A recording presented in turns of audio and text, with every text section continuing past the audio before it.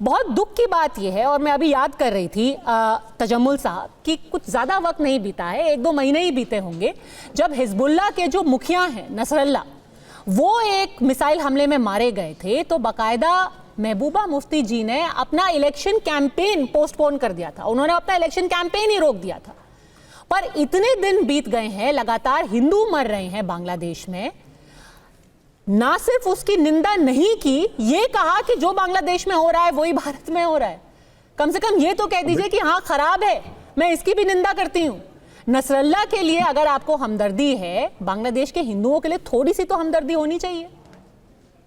बिल्कुल, आपने बिल्कुल सही कहा। ये विधानसभा के चुनाव थे और आखिरी 3 दिन ही थे जब उन्हें नॉर्थ कश्मीर में कुछ चुनावी जनसभाओं से मुखातिब होना था, लेकिन उन्होंने उस दिन का कैंपेन जो था उसको स्टॉप किया। बिल्कुल सही, लेकिन उसका ये मैसेज था कि दुनिया भर में किसी भी जगह हिंसा की कोई गुंजाइश नहीं है।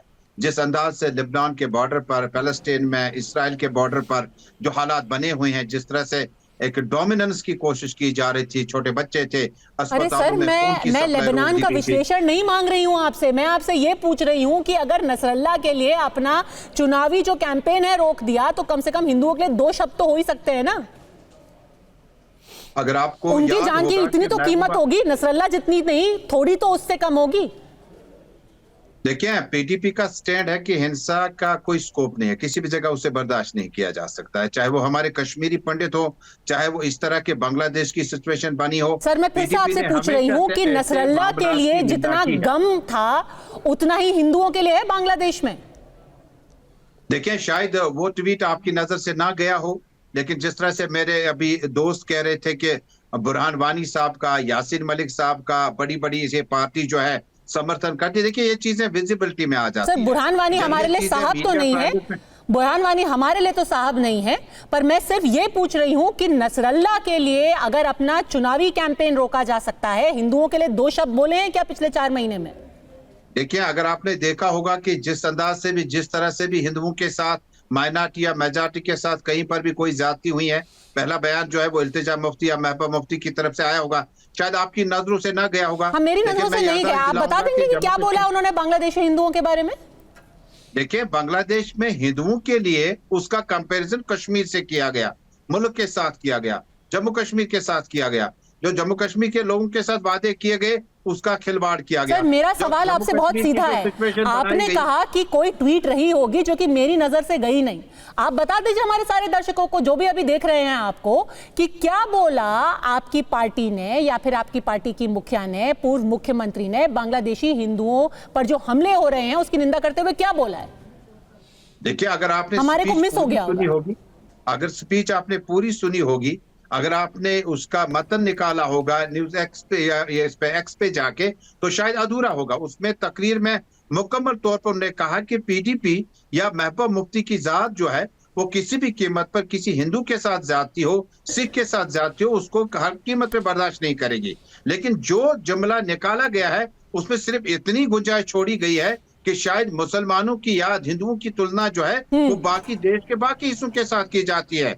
बाकी पीपल्स डेमोक्रेटिक पार्टी तो आप कर रहे हैं, निंदा आपने की है कि नहीं की है? बिल्कुल की है। चलिए, करण वर्मा की है निंदा, उसकी कोई गुंजाइश नहीं है, कहीं किसी पे भी अत्याचार हो उतनी ही निंदा होनी चाहिए, और निंदा हो रही है। बहुत बहुत एहसान कर दिया इन्होंने निंदा करके, क्योंकि हमें याद आता है इससे पहले आपने सही बोला, नसरल्ला के टाइम पे इन्होंने अपनी इलेक्शन कैंपेन रोक दी थी, सिर्फ निंदा नहीं करी थी, कैंपेन ही रोक दी थी। बुरहान वानी के लिए बकायदा एक जलसे में बोला था कि ये बेचारा लड़का, हेडमास्टर का बेटा, ठीक है ना, जो एक आतंकवादी था, उसके लिए ये शब्द निकले थे इनके मुंह से, तब सिर्फ निंदा नहीं निकली। देखिए इस बात को मैं क्लियर करूंगा यहाँ पर, जिस वक्त बुरहान वानी का एपिसोड हुआ था, देखिए हिस्ट्री को गलत तरीके से पेश नहीं किया जाता। महबूबा मुफ्ती ने कहा, शेषपाल वेद डायरेक्टर जनरल थे, कहा था लोकल मिलिटेंट को एंगेज करो आप जितना हो सके। अरे सर, कम चले ताकि सर जितना बुरहान वानी के बारे में होना था वो चर्चा हो चुकी है, आप छोड़िए, का बेटा था, अब छोड़िए, बुरहान वानी खत्म हो गया, वो किताब बंद हो चुकी है, उसको छोड़ दीजिए। करण बोलने दीजिए। यासीन मलिक जिसने माना हुआ है, जो आज कन्विक्टेड है, उसके लिए अभी कुछ महीने पहले इन्होंने, जो कि कोर्ट की प्रक्रिया हो रही है, उसके लिए इन्होंने हमदर्दी जाहिर करी। और ये जो बार बार सैयद तजमुल बार बार बोल रहे हैं ना कि वहां पे भी माइनॉरिटीज, यहां पे भी माइनॉरिटीज, मैं इनको थोड़ा ज्ञान दे दूं यहां पे माइनॉरिटीज प्रेसिडेंट से लेके चीफ जस्टिस तक बने हुए हैं।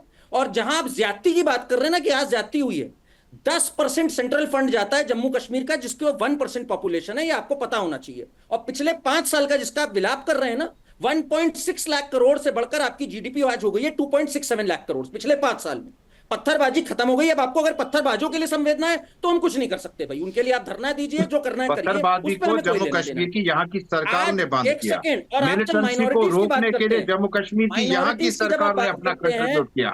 भले उसमें गृह मंत्रालय का कितना सपोर्ट था, वो बहुत अच्छी बात है, लेकिन जम्मू कश्मीर की सरकारों को माइनस करके अगर आज 20-40 साल के बाद देखिए, ये रातों रात नहीं हुआ। जम्मू कश्मीर के आज के नागरिकों को पता चला बात बहुत सीधी सी हो रही थी कि नसरल्ला पे जितनी चिंता उतनी ही हिंदुओं पे चुप्पी क्यों? ये सीधा सा सवाल था आपसे, आप उसका जवाब नहीं दे पाए। आप 30 सेकंड दीजिए करण वर्मा को।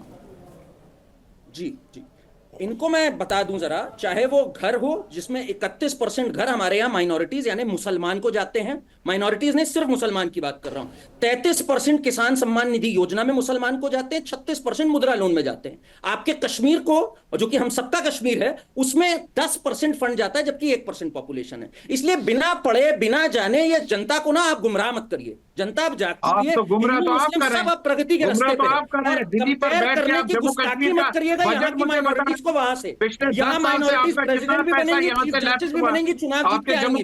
विकास के लिए आपसे हमें ज्ञान नहीं चाहिए। आप ये देखिए 4 महीने बीत चुके हैं, 4 महीने बीत चुके हैं और उसके बावजूद हिंदुओं के खिलाफ बांग्लादेश में जो हिंसा, जो अत्याचार हो रहा है, वो कम होने की बजाय बढ़ ही रहा है। अब शायद फर्क सिर्फ इतना है कि हमारे देश में कुछ राजनीतिक दल हैं जिनको ये समझ में आने लगा है कि ये मुद्दा कितना बड़ा है और भारत में वोटरों के मानस पर ये क्या असर कर रहा है। क्या इसी वजह से, एक सेकंड सैयद तजम्मुल, एक सेकंड, क्या यही वजह है कि आखिरकार 4 महीने बाद ही सही उन्होंने अपनी चुप्पी तो तोड़ी है, पर यह सिर्फ यहीं पे खत्म नहीं होना चाहिए। अगर इन्हें सच में लगता है कि इनकी चिंता सही है, वाजिब है और इस पे हमें भरोसा करना चाहिए, तो सदन आपके सामने, सब पार्टियां मिलकर के वहां पर एक प्रस्ताव लाएं, यूनानिमस रेजोल्यूशन लाएं कि जो हिंदुओं के साथ हो रहा है उसके खिलाफ वो आवाज उठाएंगे और उन हिंदुओं के साथ सारे राजनीतिक दल भारत में खड़े हैं।